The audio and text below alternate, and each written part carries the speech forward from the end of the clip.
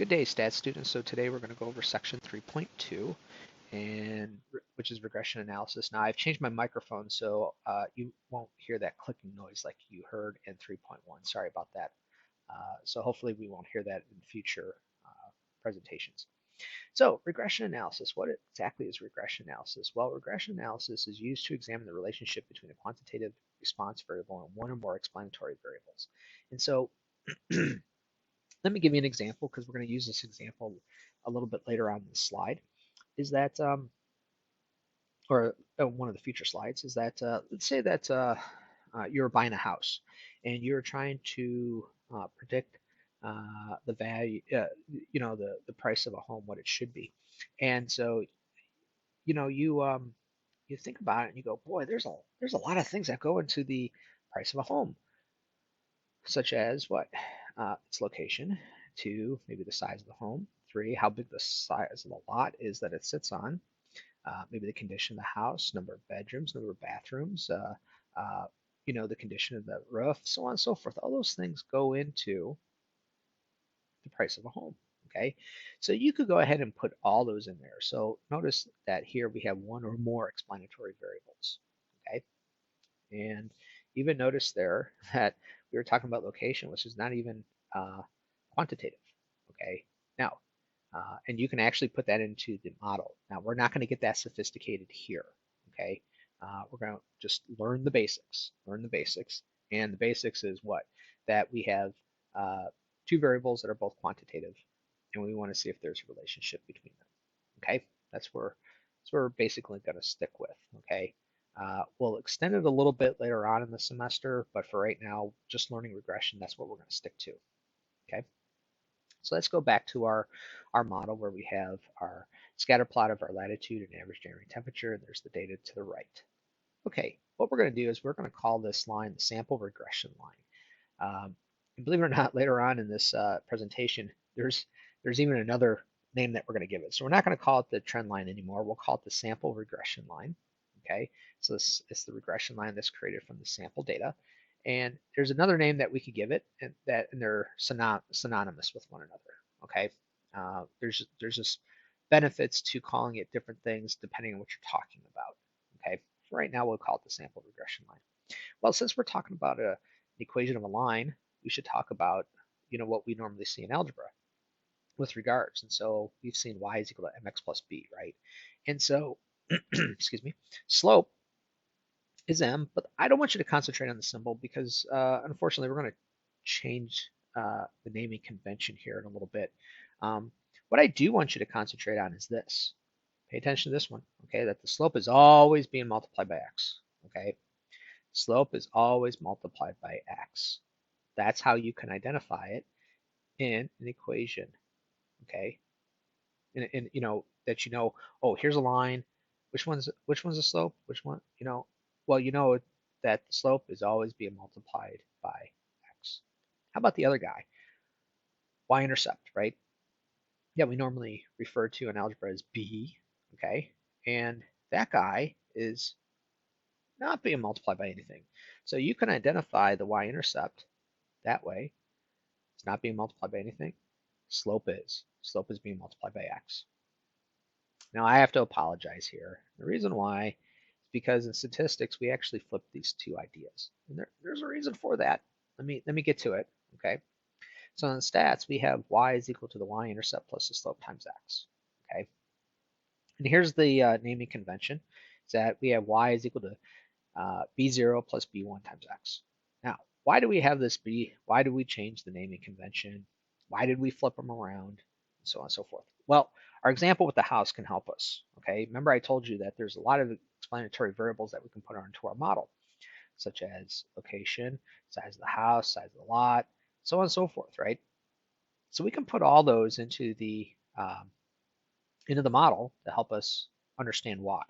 And why is y changing from house to house? Why is the price of the house changing, you know, from your neighbor to your house to someone else that lives in another city? Okay, and so, excuse me. So you can put all those variables into the equation.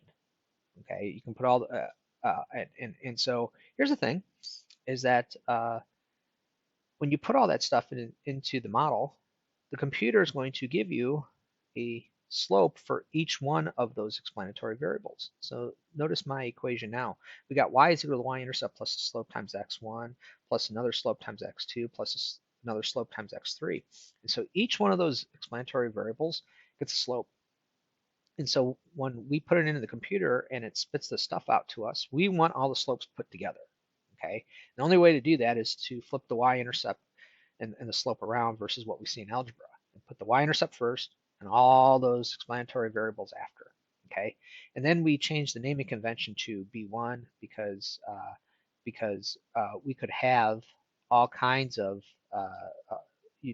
different slopes associated with all these different explanatory variables. So really, the equation would be y is equal to y-intercept plus b1 times x1 plus b2 times x2 plus b3 times x3, so on and so forth.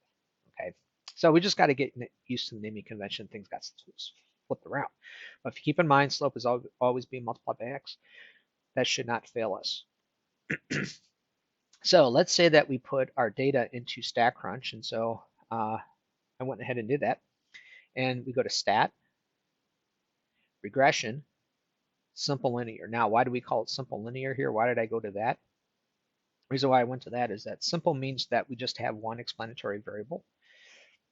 And linear means that we're pretty sure that we can explain this relationship fairly well with a line, linear. Okay, so that's why I went to that.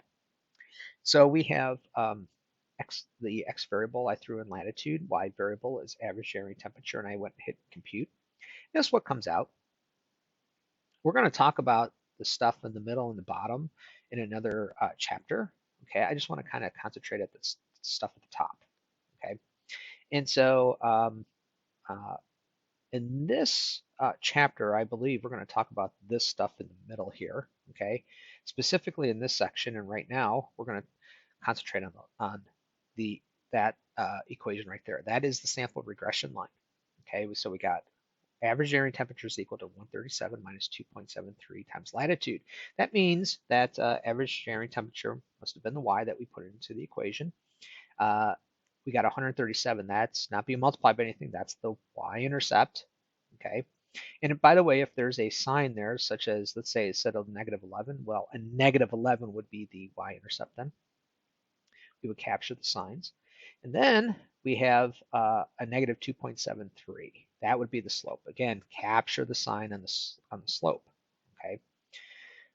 What that's telling us is that we have a negative relationship between latitude and average January temperature because it's a negative slope.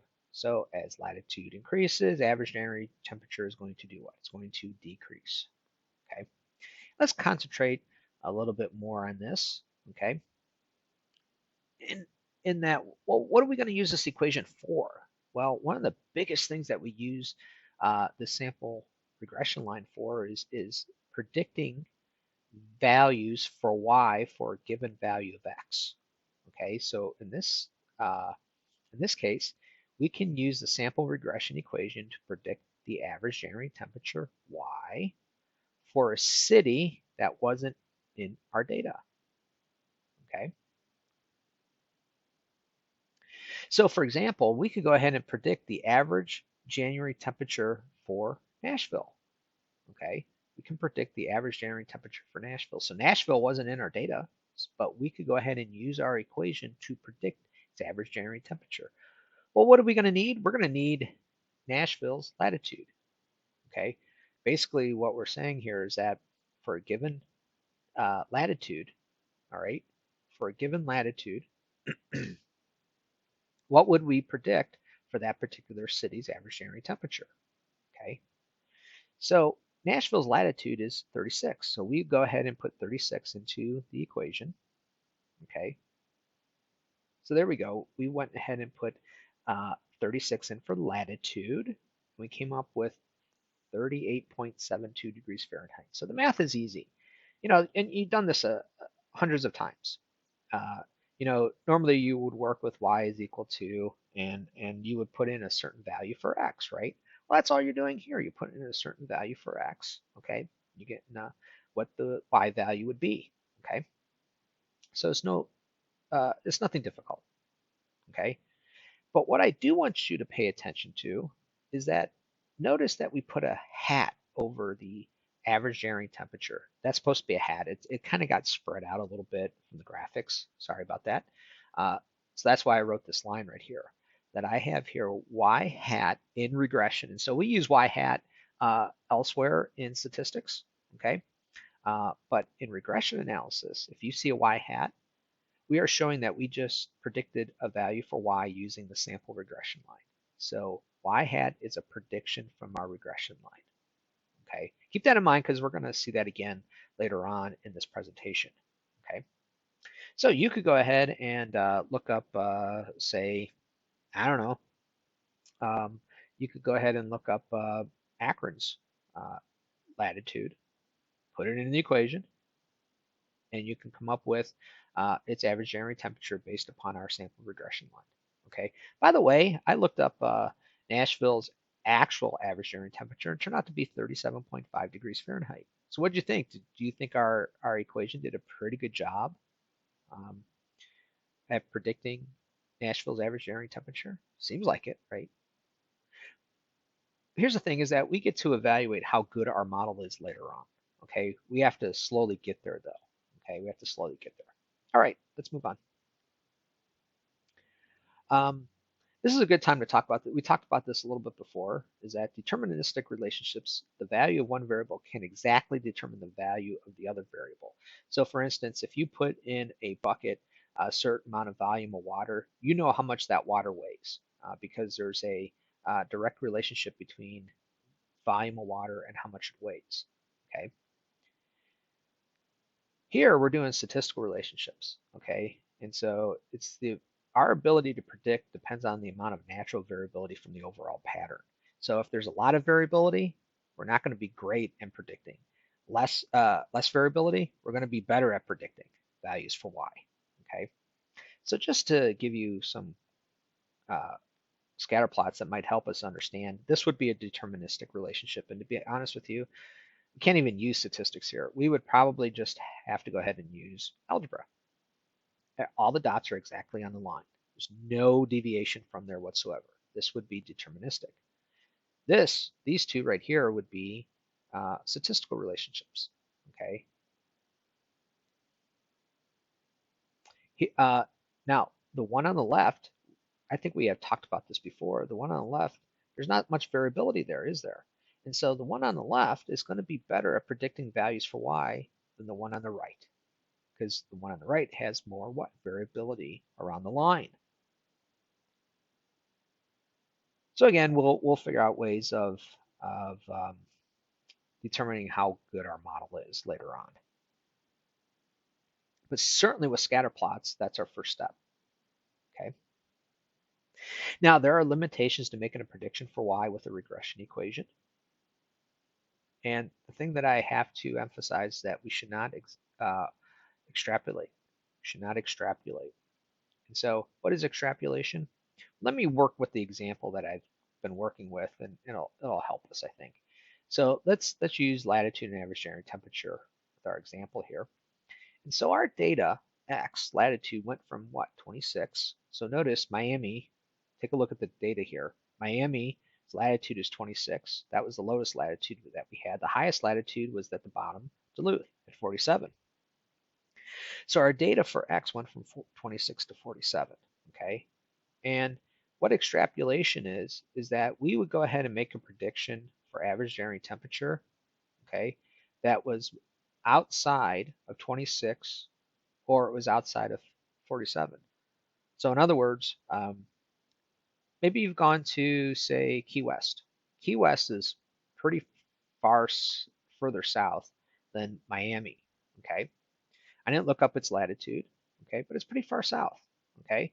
And so we should hesitate in using our equation to help us understand Key West's average generating temperature, all right? And likewise, we shouldn't go and look at a city in, say, Canada that is north of Duluth, okay, which would have a higher latitude, all right? because we don't know what's happening here. Okay, so why can't we do that? Why can't we go ahead and just simply take the line and extend it out? The answer is that we don't know what happens to the relationship before 26 and after 47. Simple as that. Okay, so let me keep on talking here about this uh, with our example still. So here's our scatter plot. Okay, it looks like a nice straight line between with regards to average varying temperature and latitude. You know, seems like a nice linear relationship between say 26 and 47 with regards to latitude. Okay, so we're probably okay at making a prediction for any city between those two values. But what outside of that? Well, what I did was is that I took a look at, say, cities at around the equator. I took a look at cities in South America. I even took some data from the North Pole. Okay, and let's think about this for a second. Let's see if you can imagine what would happen here. Okay, so the average area temperature at the South Pole, it's really cold there, right? We know that. Antarctica, really cold. Okay. And then as you head north, now that has minus 90 degrees latitude is the South Pole. As you head north into South America and head further north towards the equator, what happens? It gets warm. But then as you head further north again, what happens again? It starts to get cold again, and then you get to the North Pole, right? It's really cold there again. So can you imagine what kind of relationship actually exists between latitude and average January temperature? It's actually a parabola. Okay, it's actually a parabola. So we don't know what happens outside of 26 and 47. It looks like a nice straight line to us, but if you go outside of that, okay, look what happened. It turned into a parabola.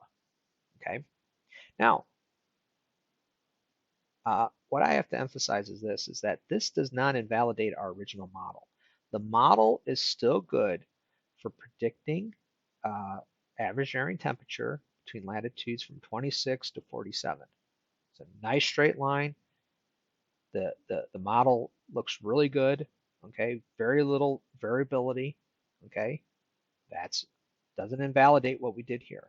It's just that the idea here, though, is we don't know what happens outside of these, outside of 26 and 47, as far as the latitude goes. Don't extrapolate. Okay. Okay. Moving on. By the way, if you need to take a break, this might be a good place to take a break. Okay. If not, let's keep on going. Slope. Let's talk about slope. Uh, the Here's the definition of slope. Slope is the change in y when x increases by 1 unit. Okay.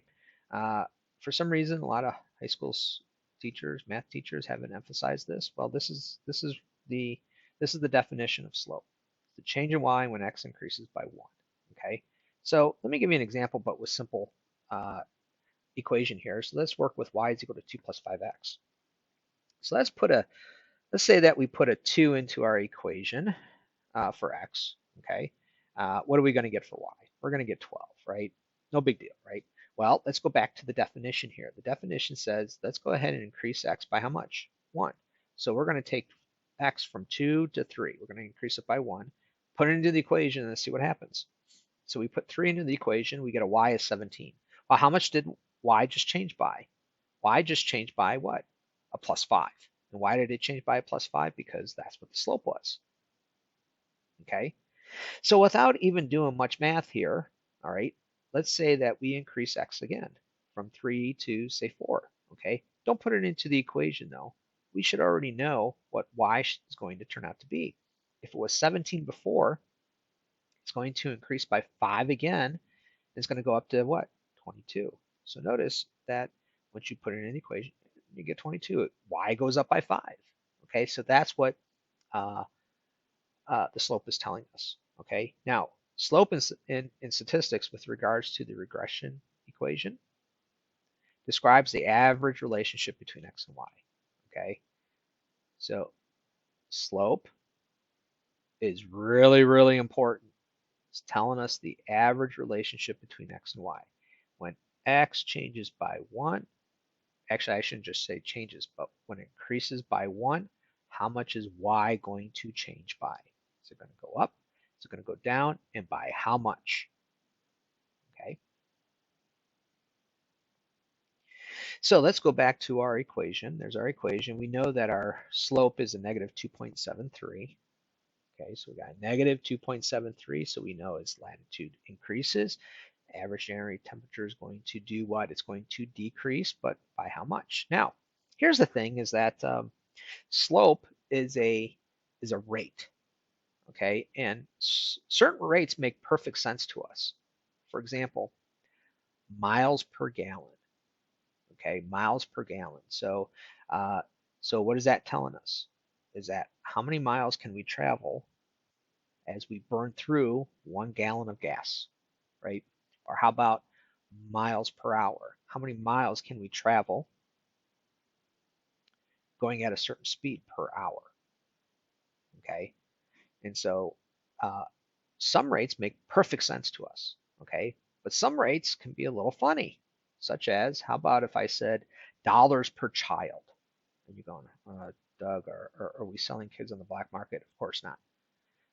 Of course not. But maybe those dollars have to do with, say, I don't know, healthcare. How much does a family spend in healthcare dollars per child in the household? Okay. And so these rates can be a little funny. Okay. And so what we like to do is that we like to define it in terms of the problem, the slope. Okay. And you'll see what I'm talking about here. So what we're going to do is we're going to make an interpretation of slope in terms of the problem. So we have here our equation. And so what we're going to start with is that what are we going to do? We're going to increase x by 1.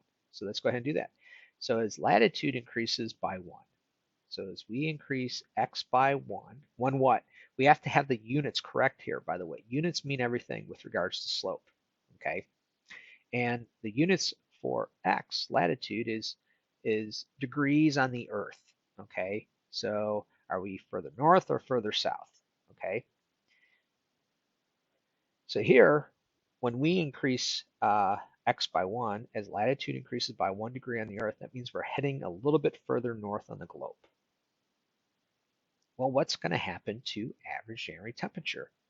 Average January temperature is predicted to, on average, to do what?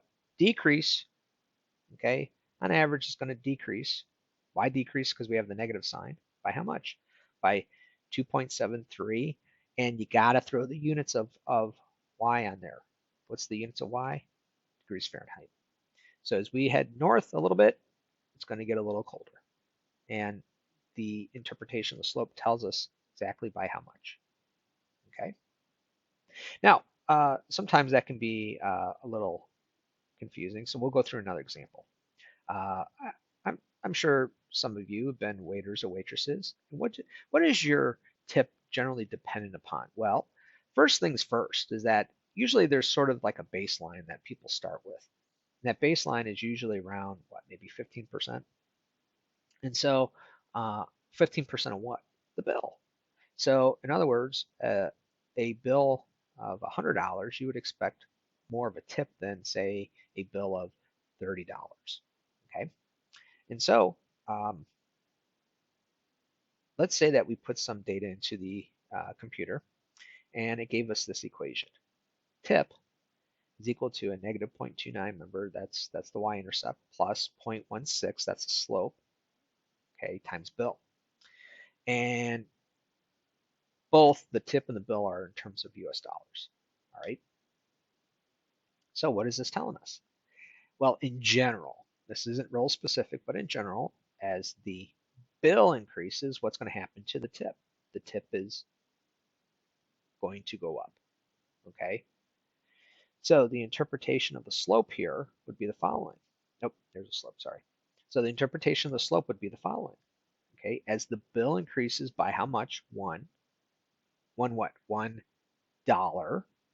Okay, what is tip going to tip is predicted to on average? This is on average to increase by how much? 16 cents. Okay, so you'll get some practice with this in WebAssign. How about the y-intercept? What's the definition of the y-intercept? It's the value of y when x is 0. The value of y when x is 0. Okay, so really if you think about it, in statistics, this is a prediction for y when x is 0. It's a prediction actually. You're literally filling in the value of 0 into your equation, okay? And so really it's a prediction of y when x is 0. Well, so for our simple example here, we would throw in a 0 for x and we would get 2, obviously. And so what we're saying is y hat would be equal to 2 when x is 0. That's what the y-intercept is telling us, okay? Well, let's go to our equation. Let's put 0 in for latitude. So that back part goes away, and we would just be left with average daily temperature is equal to 137. Do you see a problem with this? Do you see a problem with that? So what we're saying is that interpretation of the y-intercept in terms of the problem is that uh, when the latitude is 0, so that the city is at the equator, we are predicting, on average, the average daily temperature is going to be 137 degrees Fahrenheit. Wow, that's awfully hot. Seems something wrong with that, okay? So what happened here, okay? That's awfully hot, right? So what happened? Well, if you validate the interpretation of the y-intercept, basically, you have extrapolated.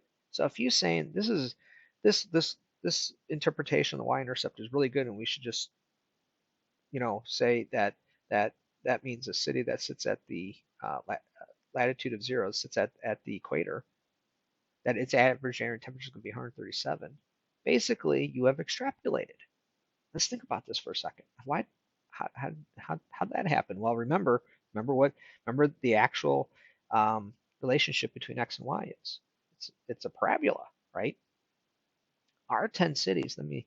I'm not exactly sure if this is going to show up all that great, but here's our 10 cities over here. Our line is actually going up like this, and it's just going up and up and up and up and up and up until you get where x is 0. Probably even further than that, right?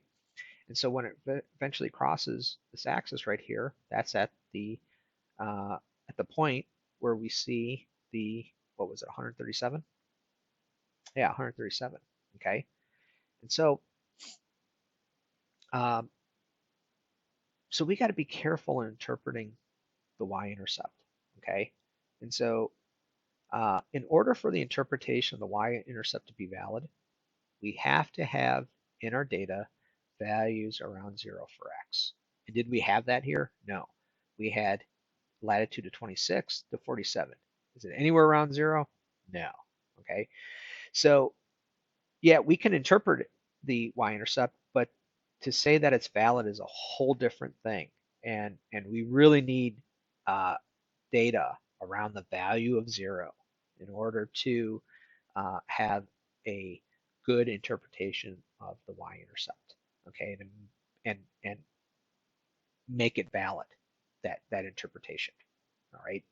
So be careful in interpreting the y-intercept. It may not be a valid interpretation of when x is equal to 0. Okay, because you may have been extrapolating. If you need to take a break, this might be a good place to take a break. All right, residuals. Residuals are prediction errors in our model. Okay, it's prediction errors in our model.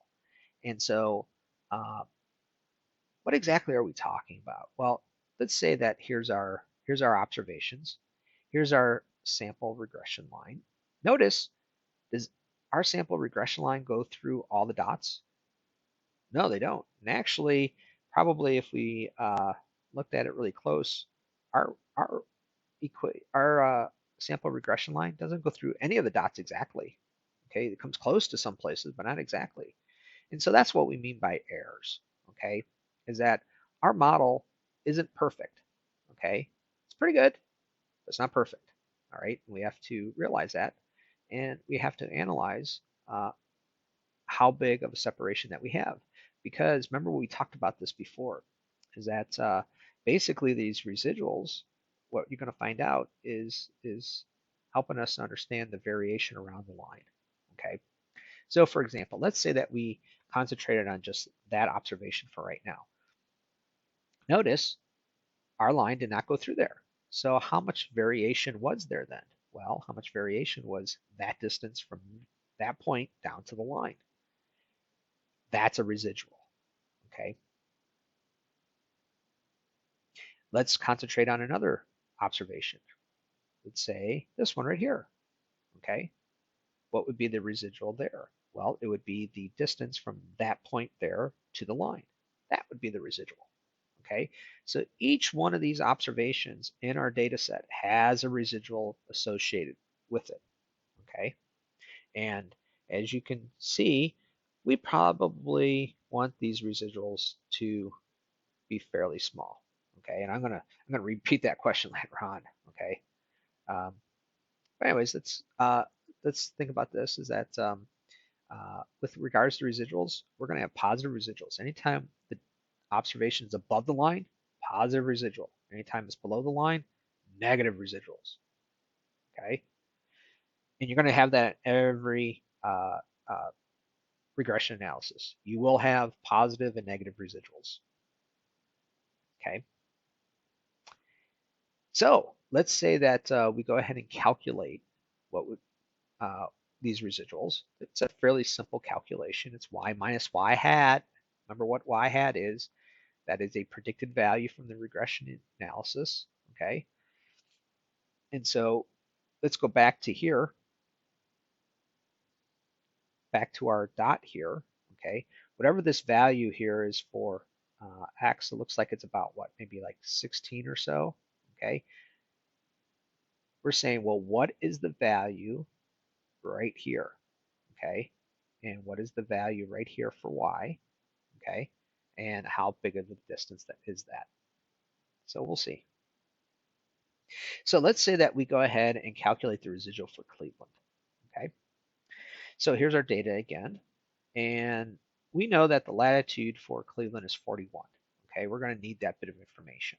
Okay. Why? Because we're going to need what we're predicting the average January temperature is going to be for any city that sits at 41 degrees latitude, not just Cleveland, but any city that sits at 41 degrees latitude. So this would be the same for Lincoln and for that matter, New York. Okay. So we go ahead and throw 41 into our equation and see what we would predict, what would be the y hat, all right, for any city that sits at 41 degrees latitude. And we came up with 25.07. 25.07. Okay, so we just got the predicted value, okay, and the actual value would be what for Cleveland? For y? That would be the 25, right? That would be the 25. So we have the actual value for y, 25, minus the predicted value. Okay, notice it's really small, isn't it? It's a negative 0.07, negative 0.07. Okay, so calculating the residuals isn't too bad. Okay, you put the value in for x that you see from the data, you throw it into the equation, you see what y hat turns out to be, and compare that to the actual value of y. Okay, so for New York, it would be a little different.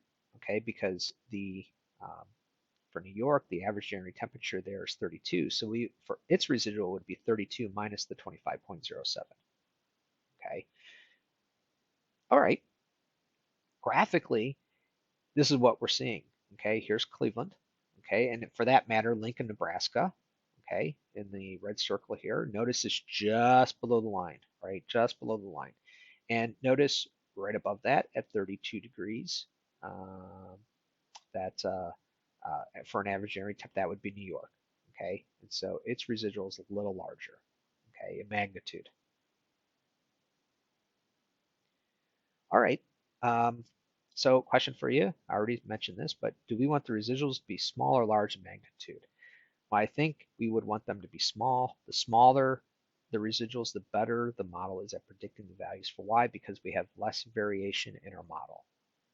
Okay, and so when I say magnitude, we're basically ignoring the negatives and the positives, just how far away it is. Okay, and so the larger the residuals, the more variation that we have, the worse it's going to be at predicting. Okay. All right. So now, uh, if you, especially if you took a regression course, you would see that there's a lot of analysis done on residuals. Okay. We're just going to do just a little bit. Okay. First things first is that anytime you make a regression equation, okay, and you use the methods that we talk about that we talk about here, what we're going to find out is that the sum of the residuals for any sample regression line, it always adds up to 0. Yeah. That's telling us that the regression line truly goes through the middle of these dots. That's the first thing. Okay. The second thing, please concentrate on this a little bit. A lot of students get this wrong, that the sum of the squared residuals is always minimized. The sum of the squared residuals is always minimized. And we have a name for this. So the sum of the squared residuals. So we call it sum of squared errors. Errors meaning residuals. Okay. So we shorten it to SSE. Okay. So SSE, the sum of squared errors, okay, is the sum of the squared residuals. SSE. Okay. E, remember, meaning error, error meaning residuals. Okay. Sum of squares. All right. So what's it mean that we minimized SSE? Let me say it in words, and then I'm going to demonstrate it in a StatCrunch. All right. So in words, what it means is that the line that is created in regression analysis is considered the best line to create because it minimizes the sum of the squared residuals. So the line that we create in regression analysis, SSE is always going to be smallest for that line versus any other line. And because of that, we consider it the best possible line to create. Okay. And so just to demonstrate this, I'm going to go to StatCrunch. Okay. Stay with me on this. Okay. Stay with me. All right. I'm going to get out of this. I'm going to go over to, let's see here. Let's go over to, here's StatCrunch. Okay. I've already gone to where I needed to go. All right. So here are the dots. Okay. Here are the observations. This green line, I can move around anywhere I want to, and it'll tell me what the SSE is, the sum of the squared errors will be, the sum of the squared residuals will be. Okay. If that was the line, I can move it anywhere I want to.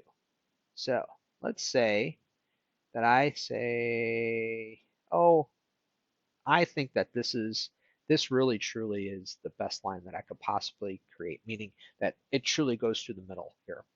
SSE turns out to be 205, okay? Maybe 206 rounded, all right? Well, notice right below that we have regression. If I click this box, what it's going to do is it's actually going to create the true regression line. That's the actual true regression line, okay? Notice SSE here. It's actually 184, okay? And so no matter where I place my green line, it will always, SSE will always be larger, okay? It will always be larger than the actual regression line, okay? Notice no matter where I place it, okay? SSE will always be larger. So that is that line right there truly minimizes SSE, okay? So that's what we mean by the statements that I had on the previous slide. Okay, so let's go back to the presentation. Let's go to the next slide here. Let's go. Let's see. There we go. All right. So we find out it's minimized. Okay, we know it's called SSE. This is why the regression line is often called the least squares squares regression line because SSE is minimized always versus any other possible line. So least squares, minimized, least, okay? Least squares, what's the square that's being minimized? The squared residuals, the sum of the squared residuals is being minimized, okay? So that's what I was saying is that you can either call it the sample regression line or you can call it the least squares regression line. Everybody that uses regression analysis quite often will know that what you're talking about. Okay, they're synonymous with one another. All right, how about the formulas for the slope and the y-intercept? Here's the formula for the slope. Okay, not too terribly difficult. We have some deviations that we need to calculate for both x and y. We're going to multiply those deviations together and sum them up to get the numerator. And then we have something that looks awfully familiar because that looks like stuff that comes from the variance. Okay, it's just that it's in the denominator here. Okay, so there's slope.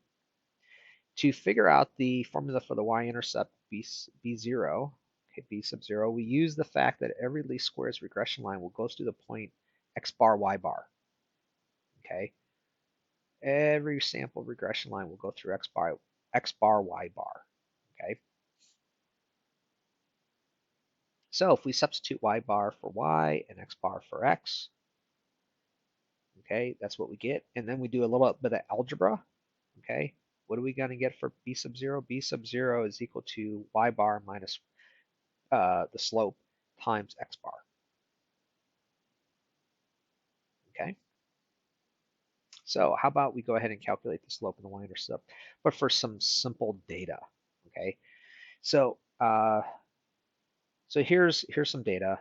Okay, let's not get too crazy with this. Okay, I got 5 observations here. X bar turns out to be X bar turns out to be 3.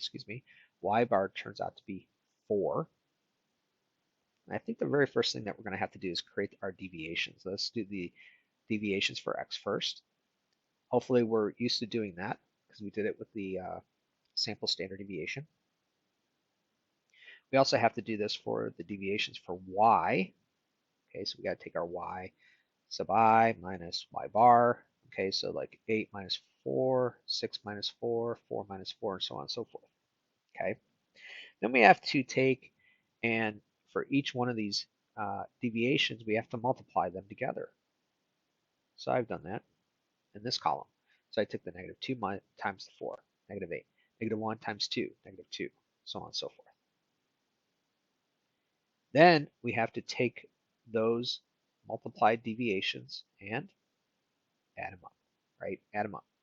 So the sum of those multiplied deviations turned out to be a negative 18. That is the numerator. That's the numerator, okay? The denominator, we're just going to go to the third column in our table here, square those values. So no more negatives, right? So negative 2 squared 4, negative 1 squared 1. Add them up, denominator. Okay, so actually the calculation for the slope is not too terribly difficult. Okay, and this will, like I said, these calculations is creating a least squared regression line, and believe it or not, some of the residuals will be 0. Okay, and SSE will be minimized. All right. Oh, we're not done, right? Oh, we got to do a little division there. So we got a negative 18 divided by 10. So we have a slope of a negative 1.8. That's telling us that we have a negative relationship between x and y. How about the y-intercept? So we know what the slope is. We know what y bar is. We know what x bar is. We can fill in all those in. Got to be careful a little bit here, okay? Be careful because you got here 4, which is y bar. You have then minus a negative slope of a negative 1.8 times 3, right? Which turns into a positive 5.4. So the y-intercept turns out to be 9.4. Okay, be careful in that calculation there. Okay, so here is our least squares regression line then. Y is equal to 9.4 minus the 1.8 times x. Okay. So calculating can be pretty difficult, especially if you have, say, 25 observations, 100 observations, 1,000. I mean, it's not uh, that crazy to think that we're going to have several hundred or even several thousand, or in terms of big data these days, millions and even billions of records. So Lord knows that we don't want to do all these calculations by hand. Okay, so we'll be with larger data sets, we should be able to run it through the computer, but we should be able to do the simple math also. Okay. All right. That ends our presentation. Thank you for your time today.